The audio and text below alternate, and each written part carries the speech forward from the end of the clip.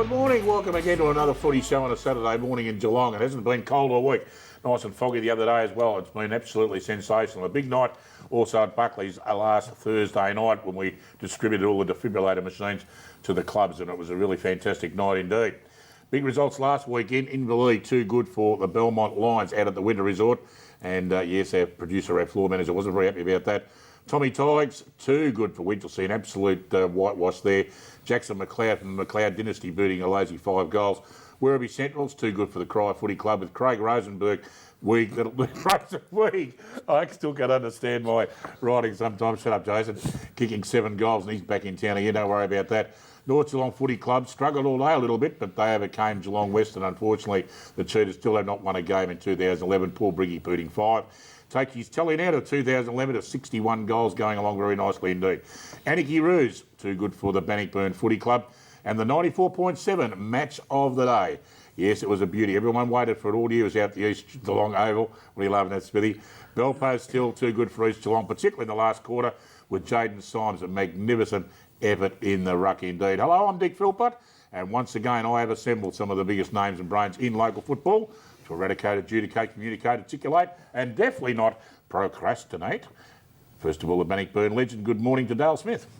Thanks, Dick. Nice to be back again. And you're back from the dentist, mate, after your Suki Lala toothache last week. What happened there, mate? No, I just went out there and they gave me 2 options, and the second option was a lot cheaper than the first, so I said pull it out. So that's what happened. Fantastic. And so which tooth did we lose, mate? Oh, the back one, mate. No, there wasn't a front one. Wasn't pretty. And, of course, the king of the kids, he's back again 2 weeks in a row. I can't believe this. Jason Doherty. Good morning, Jason. I'll be sending you the invoice shortly, Dick. What's the invoice for? For me being here 2 weeks in a row. Just asking what he's doing this afternoon. Oh, all right. What are you doing this afternoon, Jason? Not much. Not much. I won't be commentating with Dale this afternoon. You got a wedding on or something? Oh, no. He's going north for the winter. Taking the Dale to Port Douglas for a week. There you go. The Dale? The Dale.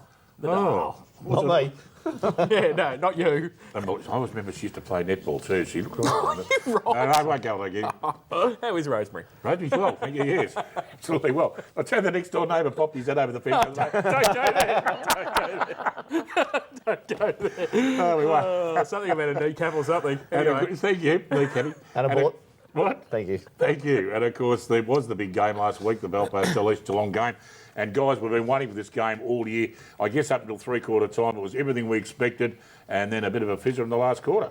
Half-time, I reckon it was, Dick. Half-time? Yeah, look, it was East Geelong in the first half. They contained the run of Belpost Hill. They stopped them in what they do best, but after half-time, Belpost Hill came out and Jovanovic decided he wanted to lead for the football, and their whole game just changed. And they probably just gave them that extra 2 or 3 yards that they didn't give in the first half, and they made a real mess of them and kicked, I think, 11 goals to 4 or something after half-time. But there's a lot more upside to the Belpost Hill game than there is to the East Geelong side at this stage. So, you know, if you're looking at premiership favourites, then Belpost Hill by far at the moment. Jason, will this do East Geelong good, or will it really make them feel a little bit sort of insecure again, or is this going to be a launching pad for them now to realise they've just where they've got to go now and go from here? Possibly the wake-up call they needed. I think Adam Scrobelak said that after the game that they didn't follow their game plan after half-time, which they've obviously worked on the last 12, 15 weeks leading up to the season and during the first part of the season. But so I think they probably needed the reality check, and they've got it now, which is probably better than having it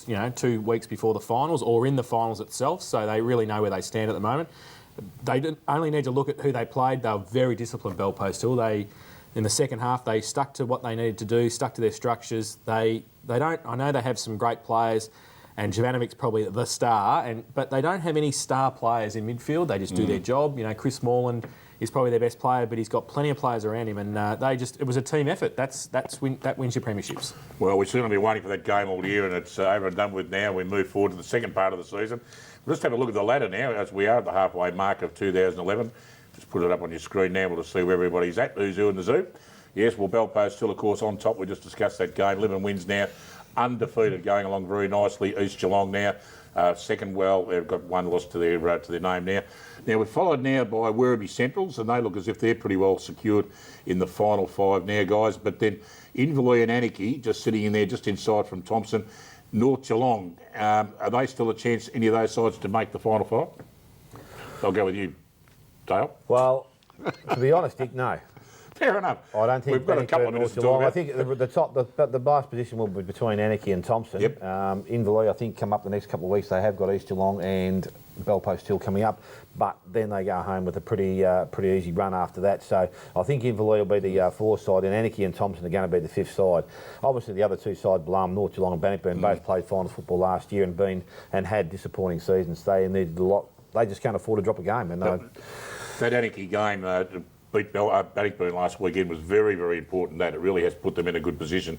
And we'll talk about the game later on. But the Anarchy North Geelong game really is a season decider for the North Geelong Footy Club.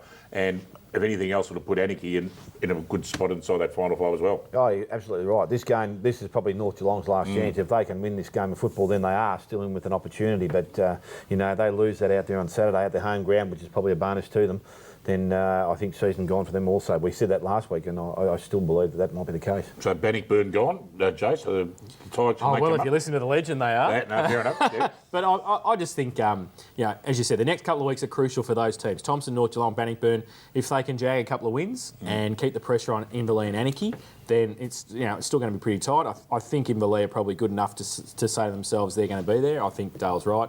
It's going to be Anarchy, Thompson, maybe North Geelong. If they can beat Anarchy this week, that's going to be the key. And so you've got North Geelong, Anarchy, one game. I think Bannockburn have got Winchelsea next week, or coming up, and then you've got the following week Bannockburn play Thompson. Okay, so a couple of weeks. I'd say in 2 or 3 weeks we're going to find out. And you'd probably say Coria, no chance, but they've got, the floor manager won't like this, but they've got Belmont Lions this weekend. You'd probably think that'd be a win, which keeps Coria sort of in touch. On current form. He just put his arm up for it like this, the floor manager, and we were saying Coria was going to win. We're out of time. That was convenient, that wasn't it? As soon as we started talking about Belmont Lions, and of course, down the bottom of the ladder, we won't say the poor old, we won't say You do it all but every week. Geelong West Cheetahs yet to open their account. I've got to say, after watching their game on Saturday against North Geelong, they took it up to the Magpies for probably 2 to 3 quarters, and they're thereabouts. They're not far away, but they just can't keep going for 4 quarters and crack it for a win. But gee, North Geelong did struggle there for quite a while.